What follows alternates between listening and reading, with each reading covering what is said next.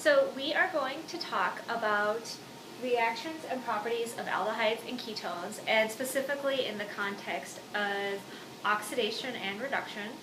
And so to start off with, I have sort of shorthand for aldehydes is CHO. And so it's a carbonyl group, so it's a carbon double bonded to an oxygen with a hydrogen also bonded to the same carbon. And so we're thinking about something at the end of the chain. And then ketones is a carbon double bonded to an oxygen, so carbonyl group, with a carbon covalently bonded on either side to the carbonyl carbon. And so this would be, a ketone will be something sort of in the middle of a molecule. But as you'll see in the lab, our chains could be very short. So maybe with our ketone, it's just a CH3, carbonyl carbon and CH3. So when I say the middle or the chain, really like the chains could be as long or as short as we need them to be. So thinking about redox, if you had me for Gen Chem, I drew Leo the lion, and Leo the lion goes grrr because loss of electrons is oxidation and gain of electrons is reduction. So an example that I may have given in Gen Chem would be if we have sodium and chlorine. Sodium we know has 1 valence electron because it's in group 1. Chlorine has 7 valence electrons because it's in group 7A or 17 depending on what periodic table you're looking at. Sodium will donate its electron to chlorine to form Na+. So if each electron has a -1 charge and sodium loses an electron, sodium forms a plus charge. And this fulfills the octet rule for sodium. And now that chlorine has 8 electrons in its outer shell, chlorine, or chloride now, is also following the octet rule. And so this reaction goes very nicely. So the atom or ion that got reduced was chlorine because chlorine gained electrons. And then the atom ion that got oxidized was sodium. So sodium lost an electron, it got oxidized. Chlorine gained an electron, it got reduced. But just as a point of nomenclature, whichever atom gets reduced is also the oxidizing agent. And you can kind of think of it as looking at our redox process from different perspectives. So from the perspective of chlorine, it got reduced. According to this, gain of electrons is reduction. But from the perspective of the whole reaction, chlorine's purpose was to oxidize sodium. So chlorine is the oxidizing agent. Sodium got oxidized, so sodium is a reducing agent. Thinking about things in terms of our organic compounds, Benedict's test will be pre-made for you, so you'll just follow the directions. You'll add Benedict's test to your compound. And so we have our aldehyde. It has a carbonyl carbon and then a hydrogen hanging off of it, and then R just means it has a generic chain attached. It doesn't matter how long or short. And then it's getting added. These ions are in Benedict's test, so we have copper 2 and then hydroxide. And so just kind of as a point of safety, if you do spill Benedict's test on your hands, wash them right away, or if you spill it on the bench top, wipe it up right away, because we don't want, obviously if we have pure hydroxide ions floating around in our solution, that's basic, it's caustic, it will hurt if it touches our skin, it's not good to have floating around. So what will happen is that our aldehyde will form a carboxylate. And so why will it form a carboxylate as opposed to a carboxylic acid is because we are in basic conditions. So we haven't talked in detail about carboxylic acids yet in class, but kind of everything comes together in lab. It's kind of our hodgepodge, everything comes full circle. So carboxylate is a carboxylic acid, like we might think of acetic acid you saw in Gen Chem, or vinegar. So it's carbonyl carbon, and then another O with a minus charge if it's the carboxylate, and then OH if it's the carboxylic acid. And then this will also form copper 1 oxide, which is sort of this brick red precipitate. So we could write PPT or S or a downward arrow to indicate that this is a solid. You won't see your whole test tube, the contents in your test tube turn into a chunk, but you will see some precipitation, so cloudiness, or you'll start to see sort of the red, the rusty color, like a copper penny color, start to form, and you'll be able to see that there's some solid forming. And then as a point of balancing our equation, we'll also form 3 moles of water for every mole of aldehyde that we start off with. And the nice thing about Benedict's test is it's this pretty blue color. So it's kind of like this deep rich baby blue color. And you'll start to see that disappear as more carboxylate is formed. Depending on how much starting material you add, you might not see all of this go away because, hey, maybe you added a lot of Benedict's tests and only a little bit of aldehyde. But you should see some solid forming for sure. So it's not necessarily like all the contents in your test tube are going to turn into a chunk, but you should see some solid forming for sure if it's a positive test.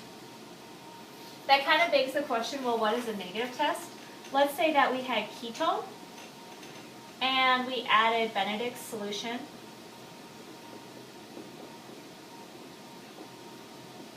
What will form?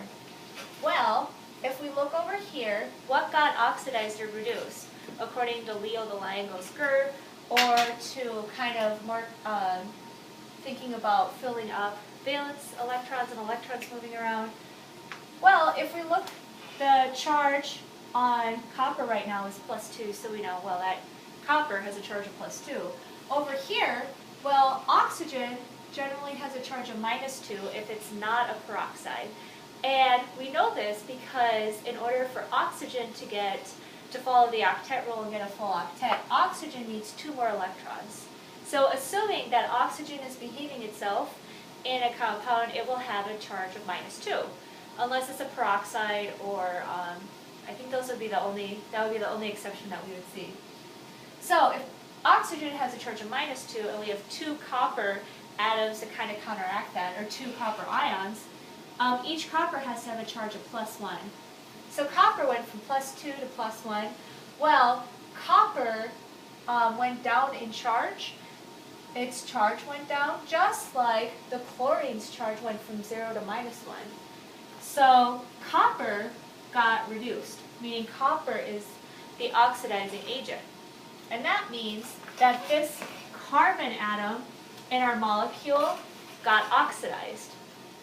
So carbon over here, when it was bonded to one O and an H, to carbon bonding to two oxygen atoms, this carbon right here got oxidized. So let's think about if we could oxidize this ketone carbon down here in my example. Let's say we were trying to get a ketone to get oxidized. What would that look like? Well, if we wanted the copper to get reduced, well, maybe that would work. Maybe copper could accept some electrons from somewhere, but where would they come from? And then what would the product look like? If we tried to add, let's say, another O- to our ketone, by analogy with what we did with the aldehyde, it doesn't work because all of a sudden this carbon has 1, 2, 3, 4, 5 bonds to it. And I already told you that carbon doesn't do five bonds. This just isn't going to work. So what we would do is write NR for no reaction. So if a ketone is mixed with Benedict's solution, the ketone cannot get oxidized any further, so we would say no reaction. So what you would see, is just this pretty blue color just sort of staying there, and we wouldn't see any precipitate forming ever. We could leave it for a million years, and eventually our reagents would get old, and we would never see any precipitation. In contrast, let's look at tolerance test, which is a very similar redox procedure. Tolerance test, let's say we're mixing it with an aldehyde. So this silver right here has a charge of +1, and it's also under basic conditions, so be careful. Wash your hands after lab, especially if lab for you happens to be right before lunch. And then this silver is going to go from a +1 charge to just a 0 charge. We know it's a 0 because it's pure silver. In its elemental form, it's not bonded to anything else, and so anything that is in its elemental form has a charge of 0. So it's 0, and then as a point of balancing, we form 4 moles of ammonia, and then also 3 moles of water. And so kind of the point throughout the day is it's going to smell like ammonia. It's going to smell like cleaner in lab. So you can work in the hood if you want, and regardless, ammonia is one of the products we're forming, so it's going to be kind of stinky. And so what we will form is with an aldehyde mixed with our ammonia, our silver ammonia complex, and then 3 moles of hydroxide, we will form a carboxylate, and then we will form just pure silver. So what you will see is you will form what we call a silver mirror, and that means just a layer of silver at the bottom of your evaporating dish or your container, and it will just be pure silver. And so you will just see clear, colorless solutions at the start, and then you'll actually see like a sheen layer of silver at the bottom of your container at the end of the day. So some things to think about are, well, as a point of safety, if silver can reduce some organic compounds, it can reduce some of the organic compounds that are on your skin. And so this has happened to me before, where I've reduced silver onto my skin, and whatever silver solution you get on your skin, it just stays silver until you regrow new skin. So also it'll permanently stain clothes. So be careful in how you're handling our toluene solution. And so a couple of tricks of the trade. You are heating your solutions in a water bath.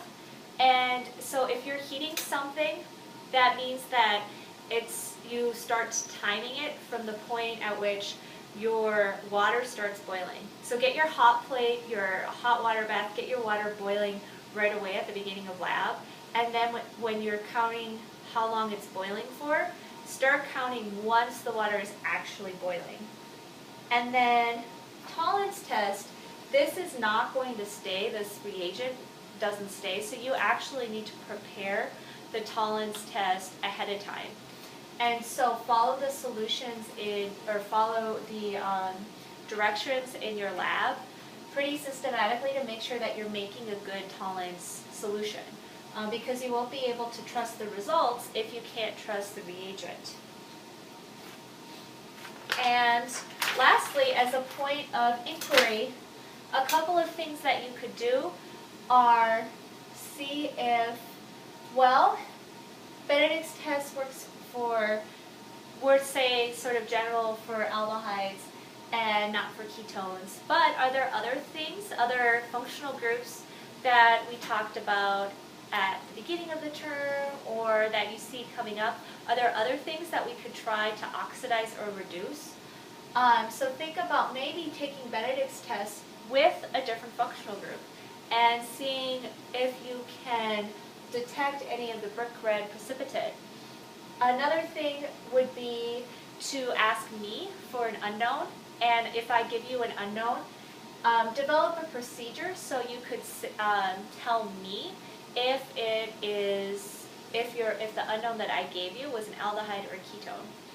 So one thing that you can do for your inquiry project is to write out a procedure that would determine what your unknown is.